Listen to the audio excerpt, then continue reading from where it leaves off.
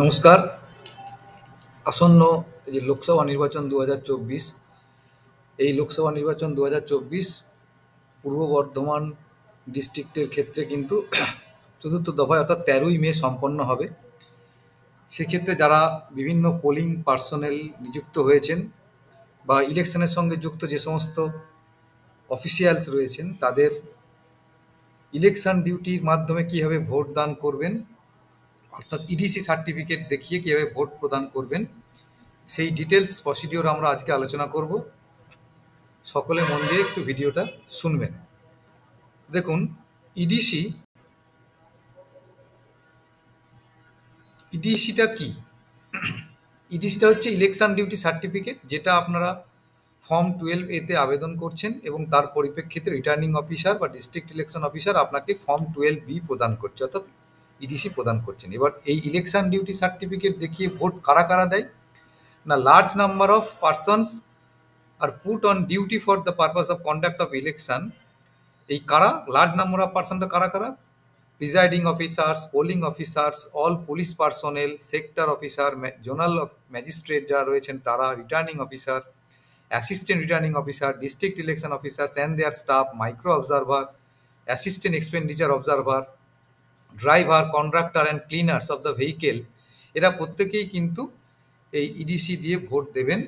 এই ইলেকশন মেশিনারির সঙ্গে যারা যুক্ত রয়েছেন, কিছু কিছু অফিসিয়ালস কিন্তু পোস্টাল ব্যালটের মাধ্যমে ভোট দেবেন। তো যাই হোক, তাহলে ম্যাক্সিমাম আমরা দেখছি টোটাল ইলেকশনের সঙ্গে যুক্ত বা এই বিশাল কর্মকাণ্ডের সঙ্গে যুক্ত সমস্ত অফিসিয়ালসরা ম্যাক্সিমামটাই কিন্তু ইডিসির মাধ্যমে ভোট দেবেন। এবার ইডিসির মাধ্যমে ভোট কোথায় না, আপনার যদি কর্মস্থল এবং বাসস্থান একই লোকসভার আন্ডারে হয়, অর্থাৎ আপনার যে লোকসভার আন্ডারে বাসস্থান এবং ইলেকশন ডিউটি আপনি সেই লোকসভার আন্ডারই করছেন, তাহলে আপনি ইলেকশন ডিউটি সার্টিফিকেট দেখিয়ে ভোট দেবেন। তখন আপনাকে ফর্ম 12A-তে আবেদন করতে হবে। তাহলে ফর্ম 12A এবং ফর্ম 12B এই দুটো আমরা দেখে নেব এবং তার সঙ্গে ইডি ভোট কিভাবে সম্পন্ন হবে সেটাও আমরা দেখে নেব। তাহলে দেখুন, এখানে আপনাকে আপনার যদি ইলেকশন ডিউটি আপনার যে কনস্টিটিউয়েন্সিতে পড়েছে এবং আপনার রেসিডেন্স যদি সেই কনস্টিটিউয়েন্সির আন্ডারই হয়, অর্থাৎ এখানে কনস্টিটিউয়েন্সি বলতে লোকসভা, তখন কিন্তু আপনাকে ইডিসির মাধ্যমে ভোট দিতে হবে। তাহলে কি আপনাকে এই 12A-তে আবেদন করতে হবে টু দ্য রিটার্নিং অফিসারের কাছে। ধরুন আপনার রিটার্নিং অফিসার, আপনি 266 বর্ধমান উত্তর এই এসি এবং এটা পার্লামেন্টারি কনস্টিটিউয়েন্সি হচ্ছে 39 বর্ধমান দুর্গাপুর। এখানে আপনি আবেদন করছেন যে sir, I intend to caste my vote in person, অর্থাৎ আপনি ফিজিক্যালি মানে ভোটটা আপনি দেবেন বুথে গিয়ে, যেটা আপনার জন্য আবেদন করছেন। সেখানে আপনি লিখছেন কি, I have been posted on the election duty within the constituency at dash polling station. এটা আপনার ফাঁকা রাখবেন, কারণ যেহেতু পোলিং স্টেশনের নাম্বার আপনারা জানেন না কোন পোলিং স্টেশনে আপনার ডিউটি পড়ছে, এবং সিরিয়াল নাম্বার আপনার নিজের সিরিয়াল নাম্বার লিখে নেবেন। এটা দেখবেন আপনার ইলেকশন কমিশনের পোর্টাল থেকে আপনার এপিক দিয়ে সার্চ করা যায়, সেখান থেকে আপনার রিসেন্ট সিরিয়াল নাম্বারটা দেখবেন। পার্ট নাম্বারটা সাধারণত চেঞ্জ হয় না, কিন্তু এই সিরিয়াল নাম্বার দেখবেন আপনার চেঞ্জ হয়। তো এটা সঠিক দেখে লিখলেন, তারপর এখানে আপনার অ্যাসেম্বলি কনস্টিটিউশন নাম লিখলেন, তারপর এখানে পার্লামেন্টারি কনস্টিটিউশন নাম লিখলেন। এইখানে আপনাকে অ্যাড্রেস দিতে হবে এবং এখানে আপনাকে সই করতে হবে, ফুল সিগনেচার করতে হবে। এবং এই যে অ্যাপ্লিকেশনটা করছেন, এটার সঙ্গে আপনাকে কী কী জিনিস দিতে হবে না, এর সঙ্গে অ্যাটাচমেন্ট দিতে হবে আপনাকে অ্যাপয়েন্টমেন্ট লেটার, আপনি যেটা পেয়েছেন ইলেকশন ডিউটির জন্য সেই অ্যাপয়েন্টমেন্ট লেটার, এবং ভোটার কার্ড বা এপিক কার্ডের একটা ফটোকপি। তাহলে তিনটে জিনিস হচ্ছে application plus photocopy plus appointment লেটারের ফটোকপি। তাহলে এইটাতে যখনই আপনি আবেদন করবেন, তখন রিটার্নিং অফিসার আপনাকে এই 12B দেবে, অর্থাৎ এই 12Bটাই হচ্ছে ইলেকশন ডিউটি সার্টিফিকেট। এখানে একটা ইলেকশন নাম্বার লেখা থাকবে, সেটা হচ্ছে আরও এন থেকে একটা নাম্বার থাকবে, মেমো নাম্বার থাকবে। এবার উনি সার্টিফিকেটটা দিচ্ছেন কি না, সার্টিফাইড দ্যাট সোমেশ ঘোষ, এটা একটা কাল্পনিক নাম, কারণ এখানে দেখুন এই আবেদন করছে সোমেশ ঘোষ, সেই হিসাবে আমরা একটা কাল্পনিক নামটা দিয়েছি, যে certified that Somesh Ghosh is an elector in the 266 Bardhaman উত্তর আর 39 বর্ধমান দুর্গাপুর পার্লামেন্টারি কনস্টিটিউন্সির আন্ডারে, মানে resident, his electoral roll number bearing part number 2 এবং সিরিয়াল নাম্বার 864, যেটা আপনি এখানে লিখে দিচ্ছেন। দেখুন এখানে 864 লিখেছিলেন আর পার্ট নাম্বার 2 লিখেছিলেন 02, সেটাই এখানে লেখা হয়েছে। That by reason of his being on election duty he is unable to vote at the polling station where he is entitled to vote, and that he is therefore hereby authorized to vote at any polling station in the said constituency। তাহলে দেখুন, আপনার আপনি যে polling স্টেশনের voter, সেই polling স্টেশনটা বাদ দিয়ে ওই কনস্টিটিউয়েন্সির আপনি যে কোনো বুথে গিয়ে আপনি ভোট দিতে পারবেন। তাহলে এইটা হচ্ছে আপনার ইলেকশন ডিউটি সার্টিফিকেট। এখানে হচ্ছে আরও বা রিটার্নিং অফিসার সিগনেচার করবে, এখানে সিল দেবে, দিয়ে আপনাকে দিয়ে দেবে।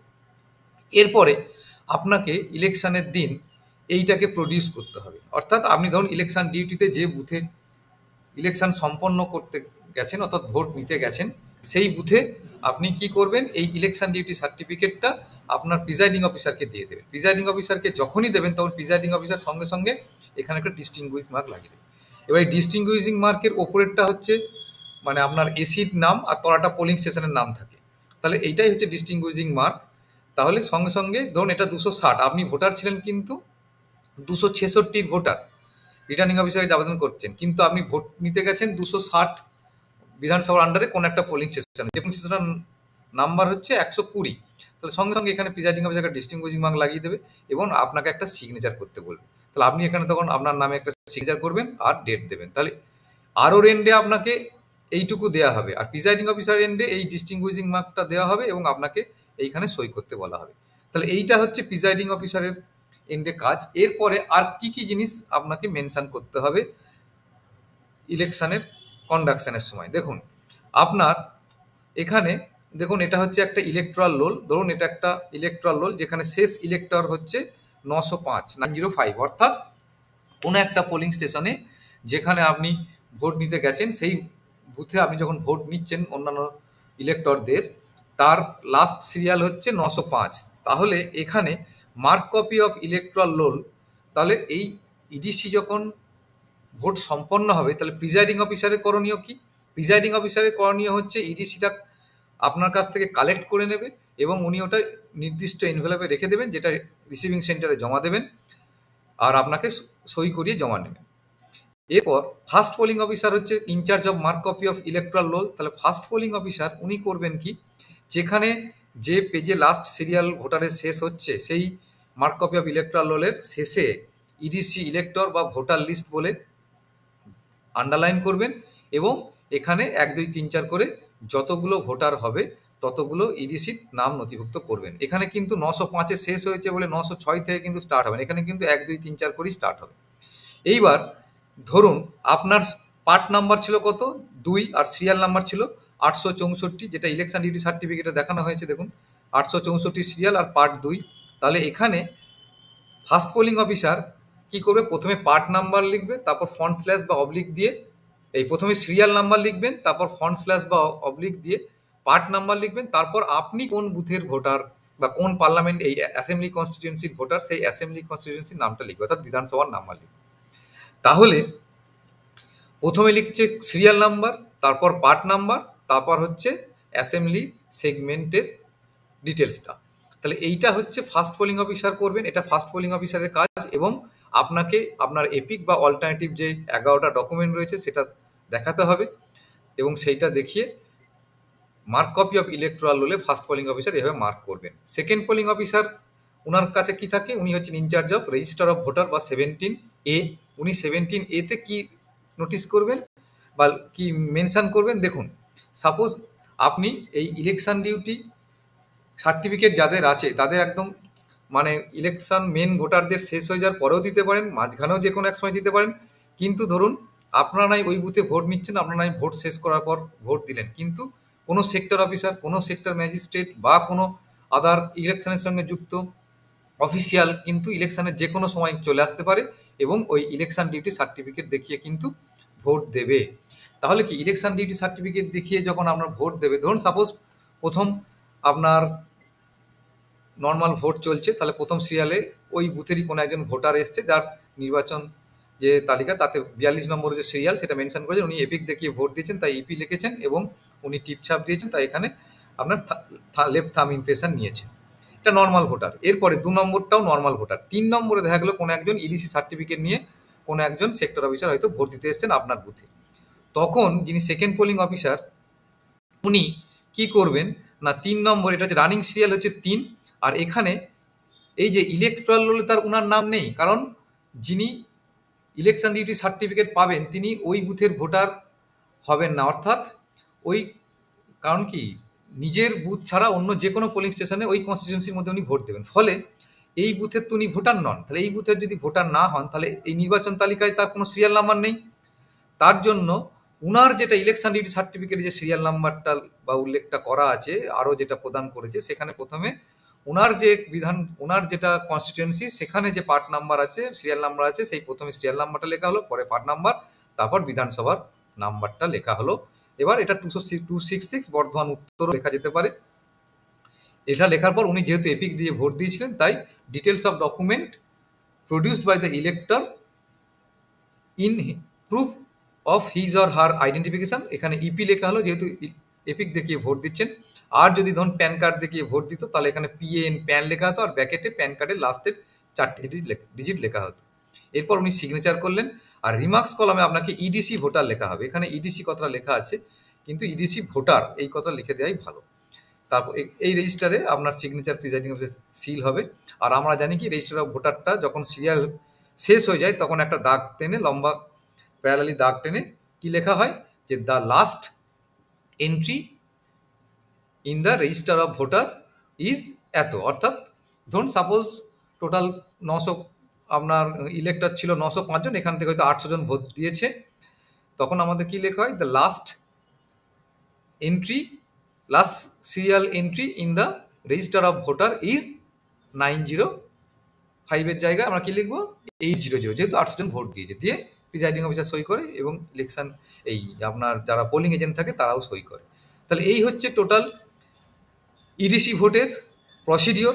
এরপর এটা নেওয়ার পর থার্ড পোলিং অফিসারের কাছে উনি চলে যাবেন, voter slip second polling officer issue করবেন। থার্ড পোলিং অফিসার ওই ভোটার স্লিপটা আবার নিয়ে ব্যালট বাটন প্রেস করে দেবে, এবং উনি ভোটিং কম্পার্টমেন্টে গিয়ে আপনারা যিনি ইলেকশন ডিউটিতে যুক্ত আছেন তারা ভোট দিলেন, বা অন্য কেউ সেক্টর অফিসার এসেও ভোট দিলেন। দেওয়ার পর আপনার কোথায় কোথায় মেনশন করতে হবে, এটা কিন্তু 17C যেটা অ্যাকাউন্টস অফ ভোট আছে, সেই রেজিস্টারে দেখবেন আমাদের লেখা থাকে যে total number of the elector assign to the polling station. তাহলে total number of the elector assign to the polling station এখানে হচ্ছে আপনার 905, কিন্তু আমরা 905 আর টোটাল নাম্বার অফ আপনার যেটা ইডিসি ভোট ধরুন একজন দিয়েছে, এখানে 4 জন হতে পারে, 4 জন হবে, কারণ আপনার যে 4 জন ভোট নিতে যাচ্ছেন ম্যাক্সিমামটাই হচ্ছে আপনার ওই কনস্টিটিউয়েন্সির অর্থাৎ লোকসভার ভোটার, কিন্তু ওই বুথের ভোটার নন। তাহলে আপনারা 4 জন যদি ভোট দেন, তাহলে 1 2 3 4 করে হবে। তখন total number of the elector assign to the polling station আমরা কি লিখবো, এখানে 905-এর জায়গায় 909 লিখবো। আর যদি একজন দেই, তাহলে আমরা কি লিখবো, 906। এরপর ব্যাকেটে আমরা লিখবো 905 প্লাস ইডিসি 1। অনেক দেখবেন ইউটিউব ভিডিওতে দেখবেন total number of the elector assign to the polling station লেখে 905 প্লাস 1 ব্যাকেটে ইডিসি, কিন্তু ইলেকশন কমিশনের যেটা অর্ডার বা গাইডলাইন আছে, সেখানে কিন্তু লিখতে বলা হচ্ছে যে প্রথমে 906 লিখে দেওয়া হবে, তারপর ব্যাকেটে 905 প্লাস ইডিসি 1। দেখুন এখানে আমি একটা অর্ডার আপনাদেরকে দেখাচ্ছি, যে অর্ডারটা দেখলে আপনারা বুঝতে পারবেন যে কোথায় এটা মানে বলা হয়েছে, যে ইডি ভোট লেখার ক্ষেত্রে তার মানে total number of the elector লেখার ব্যাপারটা কিভাবে লিখতে হবে। তাহলে দেখুন আপনার 17C-তে আপনি 1 নম্বর পয়েন্টে লিখছেন যে total number of the elector assign to the polling station, সেখানে হচ্ছে 906 ব্যাকেটে 905 প্লাস ইডিসি 1। দেখুন এখানে একটা নমুনা ইলেকশন কমিশনের একটা অর্ডার, সেখানে দেখুন এই জিনিসটাই বলা আছে যে কিভাবে মেনশন করতে হবে। আমি দেখুন সেখানে এটা দেখাচ্ছি, দেখুন এইখানে 17C-তে লিখতে হবে, এখানে 1134 জন টোটাল যেটা হয়েছে 1125টা ভোটার ছিল ওই বুথে, তার সঙ্গে 9 জন ইডিসি দিয়েছে, তার জন্য 1125 প্লাস ইডিসি 9। কিন্তু আমরা বিভিন্ন ট্রেনিংয়ে দেখেছি বা ইউটিউব ভিডিওতে দেখেছি লেখা হয় যে 1125 প্লাস 9 ব্যাকেটে ইডিসি, কিন্তু এই কথাটা লেখাই ভালো, যেহেতু কমিশনের এরকম একটা নির্দেশ রয়েছে। তাহলে এটা গেল হচ্ছে 17C-র 1 নম্বর পয়েন্ট। ঠিক তেমনি প্রিজাইডিং অফিসারের ডায়েরির 10 নম্বর পয়েন্টেও এটা লিখতে হবে, সেম জিনিস, total number of the elector ওই বুথের কত, ঠিক এরমভাবে লিখতে হবে। এবং 13 নম্বর পয়েন্ট একটা লিখতে হয়, কতজন ইডিসি দিয়ে ভোট দিয়েছেন। ধরুন একজন দিয়েছেন, তাহলে ওখানে 1 লিখতে হবে। এবং PS05 বা ভোটার্স টার্ন আউট রিপোর্টেও একই কথা লিখতে হবে। তার সঙ্গে সঙ্গে একটা 16 পয়েন্টস রিপোর্ট বা অ্যাডিশনাল রিপোর্ট থাকে, সেখানেও কিন্তু এই একইভাবে মেনশন করতে হবে। তাহলে এই 4টে ফর্মে কিন্তু এই ইলেকশন ডিউটি সার্টিফিকেট দিয়ে যারা ভোট দিচ্ছেন তাদের উল্লেখ করতে হবে। 1 হচ্ছে ফর্ম নাম্বার 17C, 2 হচ্ছে প্রিজাইডিং অফিসারের ডায়েরি, 3 হচ্ছে PS05, 4 হচ্ছে আপনার 16 পয়েন্ট রিপোর্ট। ধন্যবাদ।